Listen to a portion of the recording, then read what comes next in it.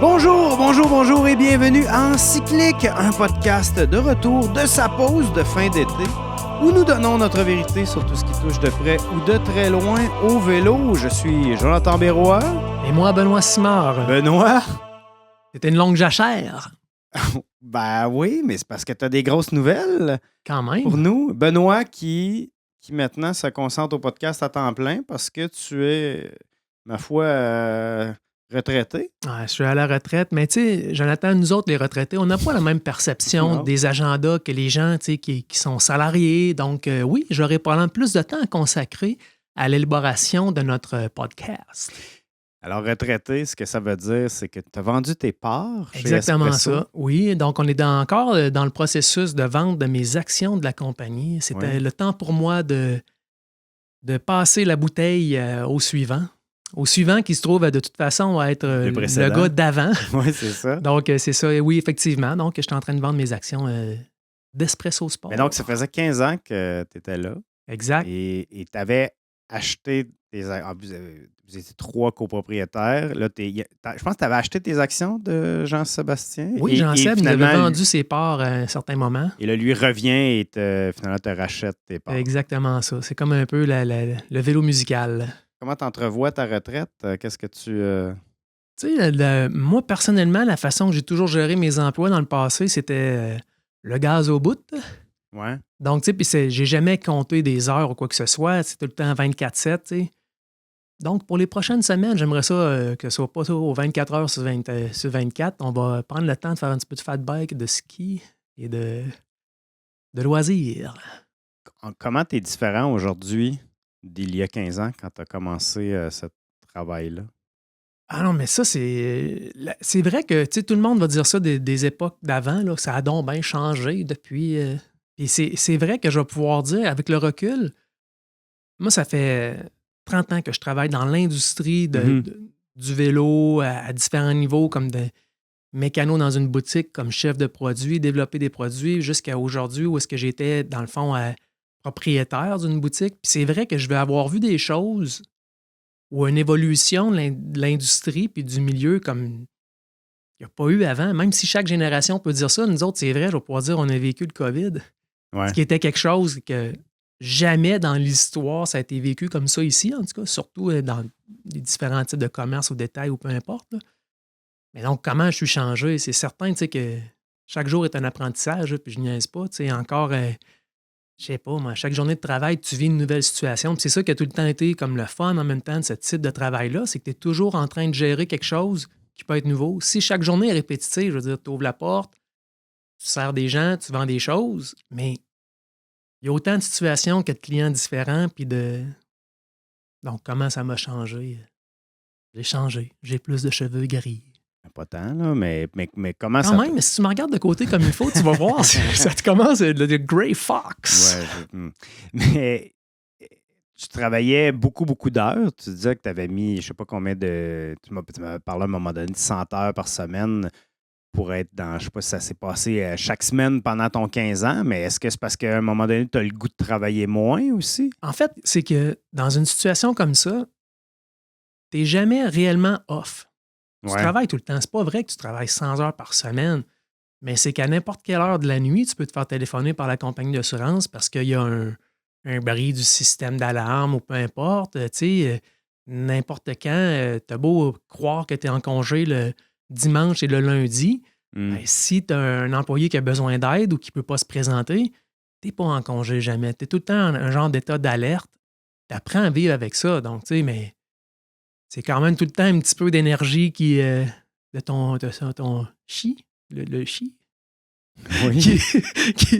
qui se laisse aller un petit peu tout le temps. Donc, c'est pour ça que tu peux dire il y a des semaines où est-ce que c'est moins rushant que d'autres, là, mais tu es tout le temps on. Puis je pense que c'est un petit peu ça aussi. Peut-être qu'on est. Moi, je suis quelqu'un qui aime ça, là, tu sais, c'est tout le temps prêt. J'étais dans un scout, ça fait longtemps, là, et j'ai encore toujours prêt. Je n'aurais pas quel doigt mettre en l'air. C'était pas le Parti libéral en... Ça, c'était Jean Charest Nous qui sommes disait prêts. Nous sommes prêts. En 2003. Ouais, moi, j'étais plus du type Locolocasse, par exemple. Alors, tu t'es libéré, nous, d'espresso. Dis de même, non, c'est pas si péjoratif que ça. J'ai l'impression qu'une bonne partie de ce que tu faisais, c'était être un visage public de l'entreprise? Je suis reconnu pour mon profil de gauche. Non, Oui, c'est mais pour ça que je roule le Cannondale Topstone avec la lefty, en fait.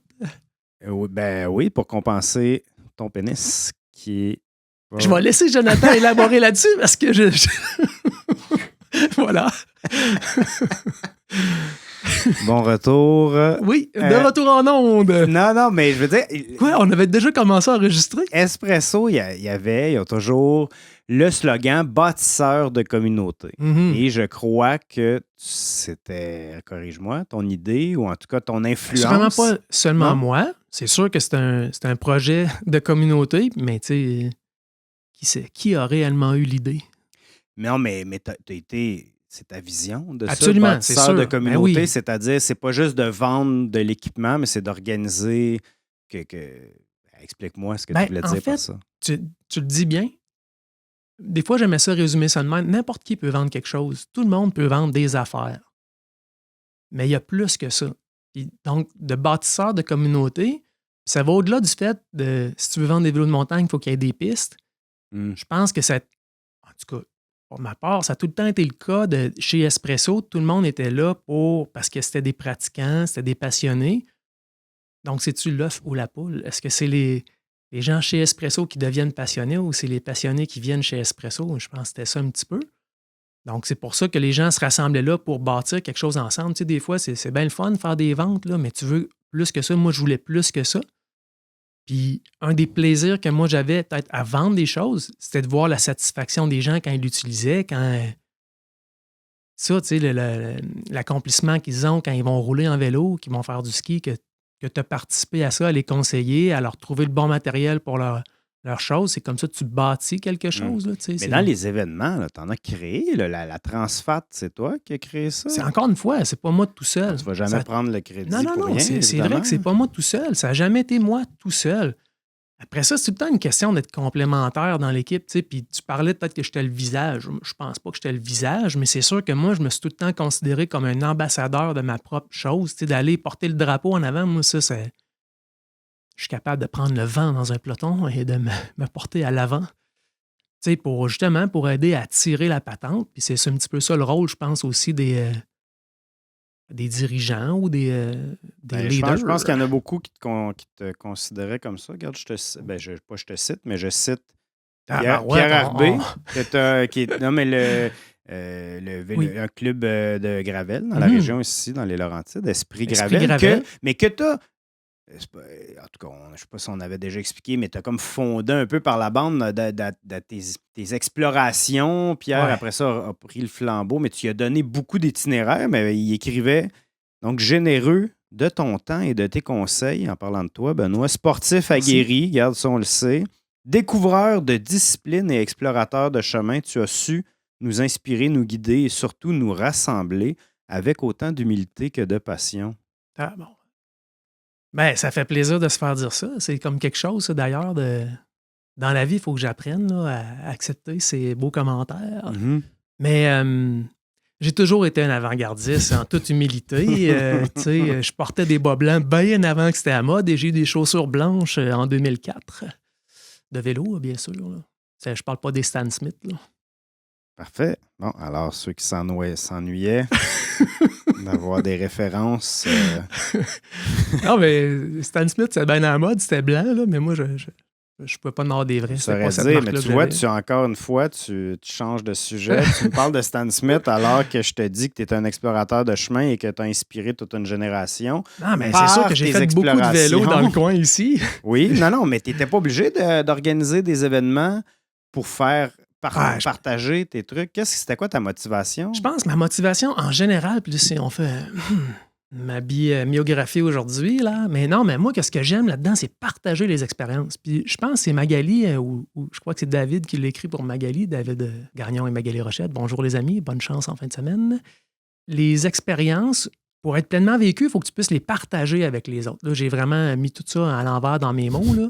Oui. Mais c'est vrai, puis je pense que ça me fait réaliser, que qu'est-ce que j'aime dans le métier que j'ai fait ou que je fais depuis longtemps, c'est de partager cette expérience-là avec les autres. Moi, c'est pas de vendre des affaires qui m'intéressent, ça, je m'entorche, là. c'est bien plus de partager les expériences. Donc, tu dis, tu sais, de créer un événement ou de trouver des routes, parce que les routes, elles existent, là. C'est pas moi qui les ai creusées puis passé l'asphalte dessus ou l'enlever l'asphalte. Ben, il y en a que tu as creusé.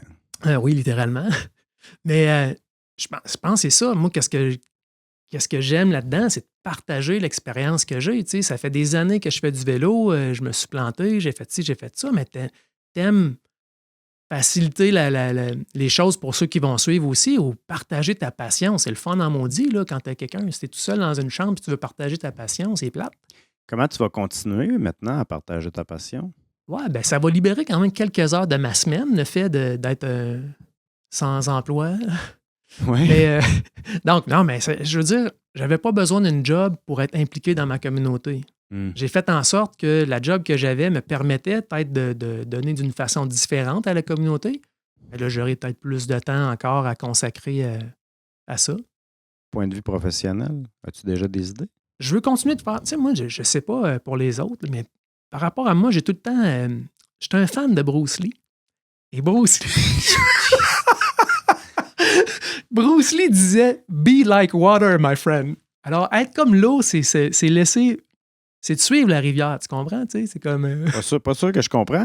Ben, je vais voir où la rivière me porte, Jonathan. Dans une autre conversation hors d'onde, tu me parlais plus précisément d'être consultant pour événements ou en entreprise. Ben, c'est assurément des options ou des voies qui peuvent être bonnes pour moi. Je veux dire, c'est ça que je fais dans la vie depuis super longtemps. Tu sais, Si la rivière mène à là. Et voilà. Bon. Voyons quels seront les quais que nous croiserons au fil de la descente. Puis tu me disais vouloir faire davantage de rédaction?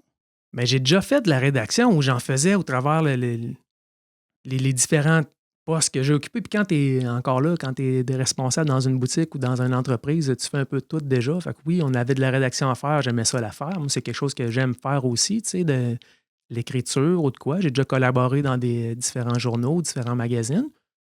Puis ça va ouvrir du temps pour ça. C'est ce que j'espère, en tout cas. Tu sais, quoi qu'en juger par l'agenda de mes beaux-parents qui sont retraités, ça a l'air lourd en tabarouette, là. Il faut faire de la place. C'est quoi les côtés positifs d'être entrepreneur, dont tu vas t'ennuyer, et de l'autre côté, plus négatif, dont tu ne t'ennuieras pas? Souvent, le même aspect peut être à la fois positif et négatif. Côté positif d'être un entrepreneur, c'est vraiment ça. Tu entreprends des choses. Tu sais, ça, c'est positif. Tu n'attends pas après les autres pour faire quelque chose. Le côté négatif, c'est que des fois, les gens s'attendent à ce que tu prennes les choses en main et que tu fasses avancer tous les dossiers. Puis à un moment donné, il y a une certaine pression qui va avec ça. Tu sais, autant des fois, tu peux être le premier rempart, mais tu es le dernier rempart aussi. Donc, tu es le premier rempart quand c'est le temps de partir un projet, mais s'il y a quelque chose qui ne fonctionne pas, tu es le dernier rempart, tu es celui sur lequel les choses reposent. Moi, j'ai eu la chance d'avoir des associés. Je n'étais pas seul dans l'aventure, puis une équipe de malades. Mais cette pression-là de se sentir responsable de quelque chose, je ne m'ennuierais pas de ça. Là. Je vais sûrement me remettre les pieds d'un plat à un moment donné, pour créer d'autres projets. Là, mais... Responsable de quoi? T'as quoi en tête? Non, mais crème, quand tu opères un commerce, il faut que ça fonctionne parce que tu as des employés, tu as des gens qui... Il y a des familles qui reposent sur ton succès. Tu sais, si ça ne fonctionne pas, la boutique, puis tu ne gères pas ça comme il faut, puis que tu n'en fais pas d'argent, ben, tu ne peux pas payer les gens. Puis là, c'est des familles qui reposent sur toi. C'est une pression. Moi, j'ai tout le temps vécu ça comme ça, en tout cas. Tu sais, c'était vraiment...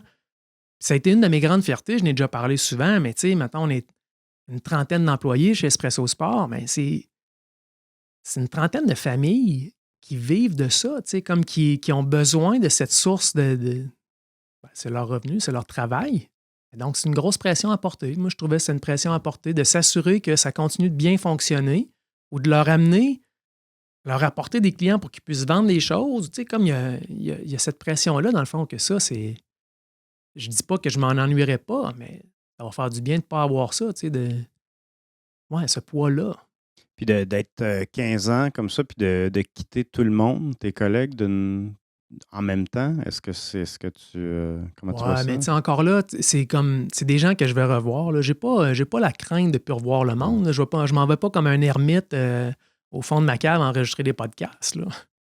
Moi, juste ça, en tout cas. Est-ce que tu penses faire un retour aux courses chez les maîtres plus? Vas-tu avoir du temps pour ça? sais-tu quoi? J'ai jamais été un gars comme qui se donnait des objectifs de Ah, là, j'ai 40 ans, j'ai tant de jours, j'ai telle affaire, ça fait tant de temps, mais pourquoi pas?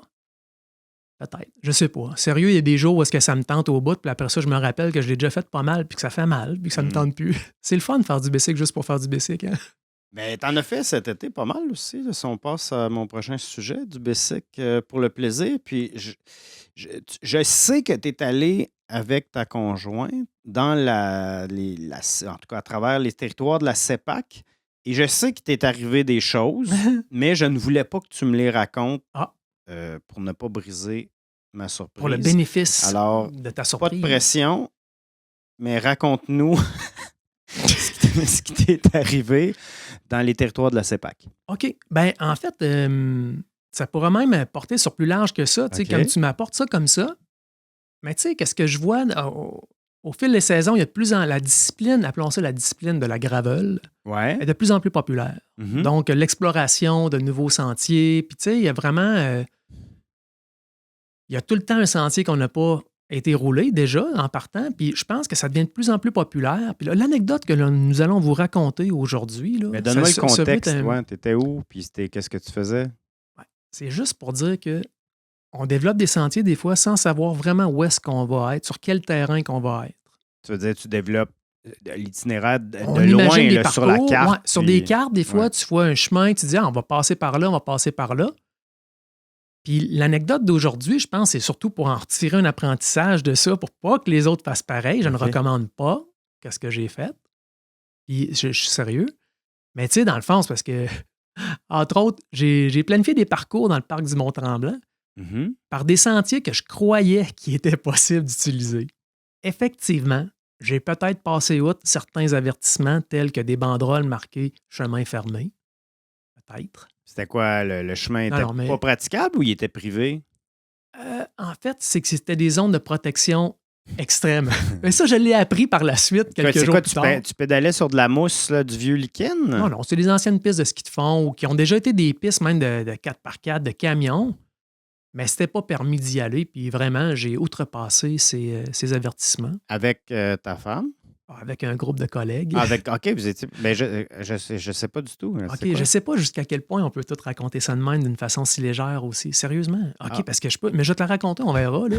Hey, l'histoire, mon Joe, là, c'est que là, ma blonde, elle me demande, elle dit Hey Ben, fais-nous un parcours dans le parc du Mont-Tremblant. Là. On va aller rouler avec les amis, on va être 7-8 personnes, ça va être le fun. Je dis parfait, chérie, fantastique. Donc, je prépare différents parcours. Multijour. Non, sur une journée, sur une journée. Donc, on va se stationner dans le fond au lac Monroe. Moi, j'étais allé faire du camping la veille. J'étais déjà sur le site avec un collègue. On a fait du camping là. Puis eux venaient nous rejoindre le lendemain pour faire une boucle. Donc, il y a des super belles routes à utiliser là-bas. Je le recommande. Mais donc, je fais un parcours de 90 km. Là, elle me dit c'est peut-être un petit peu trop, 90 km. Il y en a qui veulent venir prendre ça tranquille. Tout le kit. OK, c'est correct. Je dis j'en ai un de 50 km aussi, mais je ne suis pas certain des sentiers où est-ce que ça passe. Il y en a une bonne majorité que je connais, qui est correcte, il n'y a pas de problème, mais il y a cette petite portion-là que je ne sais pas de quoi ça ressemble. Ça doit être une piste de ski de fond, puis je ne sais pas de quoi ça a l'air. Je dis, 90, c'est trop long, on va faire le 50, parfait. Juste pour résumer rapidement, le 50 km, il a dû prendre plus que 6 heures à faire. Tout allait bien jusqu'au 30e kilomètre. Où est-ce qu'on est arrivé, évidemment, dans des parcours qui étaient des anciennes routes qui n'étaient plus praticables. C'était marécageux? Parce que souvent, c'est ça, les pistes de ski de fond, l'été, sont impraticables. Parce Non, que c'est surtout que c'est des arbres qui étaient tombés. C'est des sentiers qui ne sont plus entretenus parce que j'ai appris ça. Puis c'est des zones de protection. Donc, ils vont observer peut-être la réintégration de certains animaux sauvages dans le parc. T'sais, j'ai pas pensé à ça. J'ai été un petit peu pas correct. Puis, ben, c'est trop ça. entrepreneur. Oui, j'ai été un petit peu trop entreprenant dans cette chose-là, mais c'est qu'on part, mon gars, puis là, ça roule super bien. Le premier, je veux dire n'importe quoi, mais le premier 30 km, on le fait en 1h30, ça roule normal, tu sais, c'est comme... Lentement pour toi, quand même. Mais là, ça s'est complexifié. Le chemin est passé de très large, un petit peu plus étroit, à vraiment étroit, à sale, à plus rien pantoute. OK. Donc, ça, c'est d'où c'est pour ça que moi, quand je dis que je vais prendre une marche, j'amène toujours mon vélo, parce que là, on a beaucoup marché, en fait, avec nos vélos. Mais là, moi, j'avais entendu dire que c'est parce que tu avais des espèces de gardes-chasse qui t'ont pogné. Encore une fois, tu feras du montage, mon ami. Non, mais c'est parce que moi, tout est beau. On fait notre sortie de vélo, mon gars, c'était épique, OK? Garde, C'était un vrai sentier tout le long. On n'a pas été dans des endroits où est-ce que justement il y avait de la mousse et qu'il n'y avait jamais eu de chemin là. C'est un ancien chemin de 4 roues, tu le vois très bien, pick-up. Sur les cartes, c'est un ancien chemin de ski de fond qu'on a déjà fait.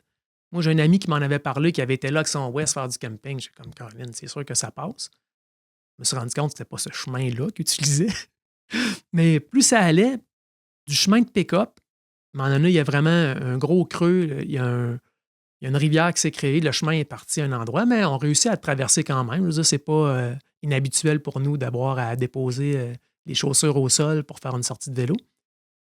Et là, on continue d'avancer dans le sentier, puis plus ça va, moins il est praticable. Il y a un arbre de tomber à tous les 2 mètres, il faut soulever les vélos, il faut juste marcher tout le long. Man. Ça a dû prendre 3 heures faire 10 km. Okay? C'était vraiment n'importe quoi. Mais on ressort au bout du chemin, l'asphalte est là, tout est beau, fantastique. On croise même un piéton un marcheur qui est en train de faire le sentier à l'inverse de nous.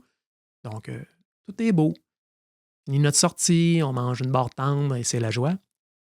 C'est le lundi suivant à la boutique, j'ai des agents qui me disent donc, il y a un agent de la fonte qui se présente avec un responsable de la CEPAC qui est avec lui aussi, puis qui demande à parler à M. Simard. Là, je suis comme, ben oui, c'est moi. Est-ce qu'on peut vous parler? Je dis, bien sûr, je suis là. Là, ils me disent, non, je pense qu'on voudrait vous parler un peu à l'écart, s'il vous plaît. Là, je comprends qu'il y a quelque chose de spécial. Mais comment ils t'ont retrouvé? En fait, avais-tu uriné ton nom? Non, même pas. Sur la neige, non, j'ai déjà fait ça, mais là, il n'y a pas de neige. Non, mais qu'est-ce qui est arrivé? Il y avait des caméras de surveillance. Ouais. Habituellement, j'imagine que c'est des caméras qui sont là pour les biologistes qui voient apparaître un loup, puis là, ils disent, oh, il y a un loup. Fait que là, le lundi, au meeting de la gang, ils se disent, hey, on a vu tel animal à tel endroit, donc c'est bien. Mais là, ils ont vu un paquet de clowns en cuissard en train de faire des saluts à la caméra. Fait que c'est comme ça qu'ils ont vu qu'il y avait des gens qui avaient été là. OK, mais ils connaissaient? Il faut croire que dans mon patelin, je suis une rockstar. Et oui, il y a quelqu'un qui devait me connaître là. Puis, au lieu d'utiliser la façon coercitive avec des amendes, parce que j'aurais pu, j'imagine que c'est. Ben, on m'a fait comprendre très clairement, dans le fond, qu'on a été sur des places que c'était des zones de protection. Il pourrait y avoir des amendes ou des quand même assez graves. Et là, c'est ça que je ne sais pas. Tu sais, moi, je me considère extrêmement chanceux puis j'apprécie la façon qu'ils me l'ont appris. C'est d'une façon très, très pédagogique. Merci à ces gens-là. Parce que ça me permet aujourd'hui de dire aux gens, allez pas dans des places interdites, dans les réserves, dans la CEPAC, entre autres, là, parce que c'est des zones protégées. Évidemment, si on était arrivé par l'autre côté, on n'aurait même pas pu voir ça, les barrières. Mais bon, ça, mais là, ils sont au magasin. Ils sont au magasin, puis ils m'expliquent très clairement ça, tu sais, que idéalement, il faudrait que j'enlève la sortie sur mes réseaux sociaux, ce que j'ai fait immédiatement. Ah oui. Mais non, mais c'est quand même là, parce que Ah, dans le sens que tu avais ton itinéraire sur exactement Strava, ça. okay. Donc, c'est ça aussi le danger qu'il y a aujourd'hui, avec ces applications-là, mais deux, d'explorer comme ça, je me rends compte, puis même moi, j'étais quand même assez sensibilisé à ça depuis plusieurs années. Maintenant, je l'ai fait, là, débarquer sur le terrain de quelqu'un, puis oups, je savais pas que le chemin amenait là. Google m'a amené ici, mais bon. Après ça, tu viens que tu le sais, quand c'est marqué chemin privé, habituellement, les gens ne s'attendent pas à ce que tu y ailles d'une façon non annoncée. Mais moi, c'est un peu ça qui est arrivé. Fait que je me suis fait un peu chicaner, puis à juste titre, je le prends vraiment comme ça, une chance de pouvoir même faire de l'éducation au suivant maintenant. Mais donc c'était quand même sérieux, mais c'était quand même spécial qu'un gars se présente avec un gun, puis ben non, mais c'est un agent de la fonte, man. Avec son fusil. Je veux parler à M. Simard. Un peu, ouais. Mais tu sais, c'est comme ça qu'ils sont. J'ai un ami qui était agent de la fonte, puis il se promène avec un flingue. Donc là, maintenant, je parle à Benoît Simard 2.0, l'homme qui ne passera plus jamais dans un terrain privé de sa vie. Exact. Oui? Pas sur Strava, en tout cas. Non, quand je fais des mauvais coups, j'ai passé l'âge de m'en vanter. Ouais, on voit que tu es repenti pas mal. Absolument. Et oui, merci encore. Et n'hésitez pas à vous renseigner au kiosque d'information avant de vous aventurer sur un sentier qui vous apparaît intéressant, mais qui ne l'est pas. OK. C'est toute ça l'histoire, M. l'agent. Tu étais allé en Espagne récemment aussi, sur des terrains, des terres publiques. Ça, c'était 100% légal. Oui. Il n'y a personne qui est venu cogner à ma porte encore. Ça, c'était quoi? Ça, c'est ton voyage de fin d'été, début d'automne? Et moi, j'ai été en Espagne à la fin du mois d'octobre. Donc, tu as passé 2 semaines en Catalogne, Barcelone, Gérone, Cambrils, sur le bord de la mer. Fantastique. La plus belle asphalte du monde, Jonathan. Je l'affirme aujourd'hui. La misère à croire ça, mais quand même. Non, vraiment, tu sais, qu'est-ce qui est hot? Surtout Gérone, en plus, qui est reconnu pour faire du vélo de gravel, puis tu es en train de me vanter leur asphalte. Ouais, mais t'es pas obligé. Tu sais, par rapport à ici, si tu fais de la route, moi, j'ai l'impression, pour apprécier le paysage au Québec, pour apprécier la route, il faut pas que tu sois sur la route. Faut que tu sois à côté. Ouais. Qu'est-ce que. C'était comme un mélange de en liberté et en prison, emprisonné. Lousse et emprisonné à la fois. Oui, c'est ça, enchaîné et en liberté. Le concept, c'est qu'on est allé faire, on a participé avec une compagnie qui organise des voyages, appelle ça des stages. Oui, des stages. Tu étais un stagiaire du vélo, j'étais stagiaire à ce moment-là. Puis c'était une semaine dans un tout inclus de vélo. Ils te proposent des parcours, ils vont te supporter avec des véhicules, ils vont traîner de la bouffe, de l'eau, etc. Donc, on a fait une semaine d'exploration comme ça là-bas, guidée, puis tout. C'était vraiment fantastique. Ça, c'était à Cambrils, donc c'est au sud de Barcelone, une centaine de kilomètres au sud de Barcelone. C'est des stages de une semaine. Ouais. Et là, au début de la semaine, ils te font un test pour savoir t'es dans quelle catégorie. Je sais pas, il y a combien de groupes? Mettons qu'il y a 10 groupes. Dans quel groupe? Est-ce que tu t'as fighté pour être dans le groupe 1? J'ai gagné la médaille de chocolat. T'es arrivé là et t'as dit « Savez-vous qui je suis, moi? » Ouais, exactement ça. Je leur ai montré une vidéo YouTube là, de moi il y a 15 ans, puis là, ils ont eu peur. Non, mais c'est une belle façon de faire pour avoir des groupes qui sont plus homogènes. Donc, ils vont faire un premier test. Souvent, puis là, dans le cas précis, c'est qu'ils t'amènent au bas d'une bosse, puis ils laissent aller les gens. Puis selon qui arrive, les 10 premiers vont faire partie du groupe 1, les 10 suivants, etc. Donc, j'ai remporté la palme du groupe 1. Oh, t'étais number one de la gang, c'est vrai? Ouais. Puis là, t'étais accompagné de Stéphane, mécanicien chez Espresso. Il n'y a rien là. Stéphane, il n'y a rien là. Stéphane, il n'y a rien là. C'est son catchphrase. Et là, t'étais... Est-ce qu'il a été placé dans ton groupe? Est-ce que tu as dit, nous, on vient en équipe de 2 ou il a mérité sa place? Tous les retraités qui étaient là, c'est nous autres les plus jeunes. Donc, on a rocké la place. Donc, c'était pas finalement, tu es arrivé numéro 1, mais c'était pas si difficile. C'est pas une course. Il y a différents moments de l'année où tu leur as dit, je vais arriver avant vous, ma gang de salles. Non, mais c'est surtout pour leur protéger du vent. Les protéger du vent, voilà. C'est par pur altruisme. Altruisme. Mais donc, tu sais, il y a différents moments de l'année pour les stages. Les stages à l'automne comme ça, c'est sûr que c'est plus relax, c'est pour finir la saison. Donc, les gens sont plus en forme, mais ils ont moins d'ambition sportive pour la suite. Peut-être qu'un stage au printemps, c'est différent, ou est-ce que tu as un paquet de monde qui ont fait du trainer tout l'hiver qui se présente là, puis là, ils veulent arracher l'asphalte. Mais c'est intéressant, ce concept quand même d'hôtel pour suivre sa saison, puis de te faire placer avec des gens de ton groupe, non? Absolument. Moi, je trouve ça ça fait plusieurs années que tu vas là. Ben, ma conjointe Brigitte, donc elle a participé à plusieurs stages avec cette même compagnie-là. C'est vraiment une formule qui est super intéressante. Souvent, ça permet de réduire les coûts. Ils ont des prix qui sont vraiment avantageux sur les hôtels. Bel hôtel, sur le bord de la mer, nourriture inclus, tout le kit. Puis après, tu es libre de faire ce que tu veux. Si tu n'as pas vraiment le goût d'aller rouler avec eux, tu pourrais faire tes propres parcours. Je pense que l'intérêt de les suivre aussi. Oui, parce que tu as un guide aussi. C'est ça, tu sais. Puis... donc, ça, c'est intéressant pour ça. Oui, moi, je le recommanderais grandement. Puis après ça, tu étais à la Géronne. Quoi, ça, quelques jours, une autre semaine? Aller se faire croire qu'on était des bons cyclistes. Donc, aller boire du café à Géronne, ça vous remonte le canaillin. Là. C'est vraiment super le fun aussi. Et comment c'était de... Là, tu es devenu guide, en fait, à ce moment-là? Absolument. Mais encore là, tu vois, comme entrepreneur, c'est un rôle que j'ai depuis plusieurs années d'être un guide. Je dis ça un peu à la blague parce que l'a dit Stéphane...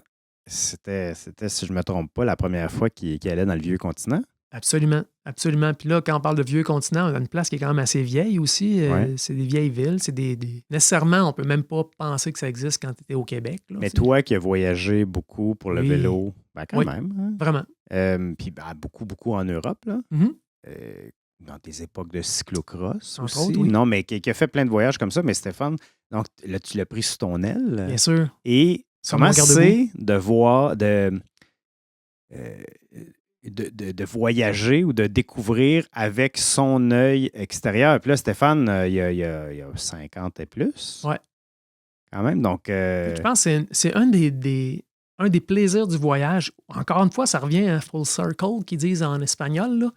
Mais tu sais, non, mais le plaisir du partage. Écoute, oui, c'est vrai. Moi, je suis encore émerveillé à chaque fois que je vais là. Tu vois des choses, que ce soit des châteaux, des routes, n'importe quoi. Émerveillé par les routes.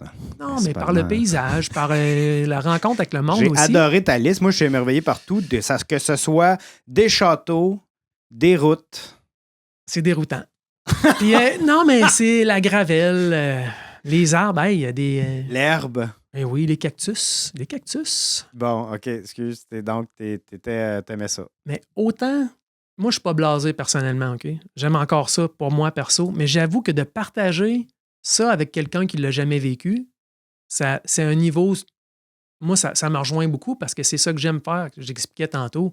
Partager avec les autres, ben là, tu partages avec un ami ces nouvelles choses-là, puis tu sais, de le voir, lui, en profiter autant, puis d'être lui aussi émerveillé par ça, je pense que ça rajoute comme une couche next level. Et je pense que si on voyage beaucoup, on peut oublier que c'est quand même stressant de partir seul avec ta boîte de vélo, puis d'aller ailleurs, puis de ne pas connaître les routes, puis de ne pas être arrangé où tu vas manger, où tu vas arrêter le soir, tout ça, même si c'est organisé, puis tu le sais, il faut quand même que tu trouves l'endroit.